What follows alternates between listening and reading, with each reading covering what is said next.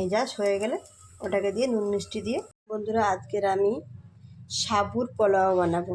সাবুর পোলাও বানানোর জন্য আমি এখানে গাজর, এখানে বিনস, এখানে কাঁচা লঙ্কা, আদা, এখানে আলু, একটা ক্যাপসিকাম কেটে নিয়েছি। আর সাবুকে আমি ভালো করে ভিজিয়ে রেখেছি। আর এখানে কাজু, কিশমিশ, আর এখানে নারকেল, চিনেবাদামও দেবো। বন্ধুরা, প্রথমে আমি তেলটাকে বসিয়ে দিয়েছি। প্রথমে আমি এতে ফোড়ন দেবো, একটা শুকনো লঙ্কা, জিরে আর এলাচ, এটাকে ফোড়ন দেবো।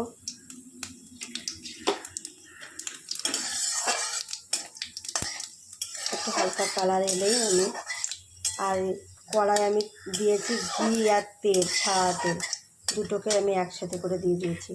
এবার দিয়ে দেবো আলু, এখানে বিনস, এখানে ক্যাপসিকাম, আমি সব দিয়ে ভালো করে এখানে লাল করে একটু ভেজে নেব। বন্ধুরা দেখুন, সবজিটা আমার কত সুন্দর ভাজা হয়ে গেছে।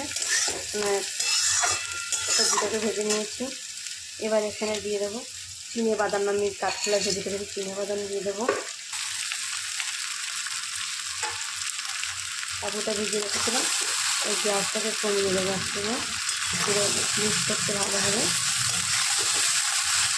বন্ধুরা, কারা কারা আমি সাবুর খিচুড়ি খেতে, ওই সাবুর পোলাও খেতে ভালোবাসে, আমার সঙ্গে কমেন্টে জানাবেন। আর যদি সাবুর খিচুড়ি যদি ভালো লাগে, এতে আমি ধনে পাতা দিয়ে দেবো। ধনে পাতা একটু বেশি করে দিলাম।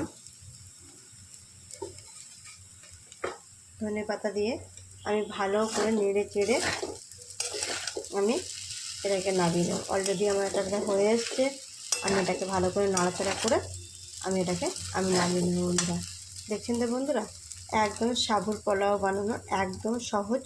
শুধু সবজিগুলোকে আলাদা করে ভেজে নিতে হবে। নিয়ে যাস হয়ে গেলে ওটাকে দিয়ে নুন মিষ্টি দিয়ে পরিমাণ মতন দেখে ধনে পাতাতে নামিয়ে দিতে হবে।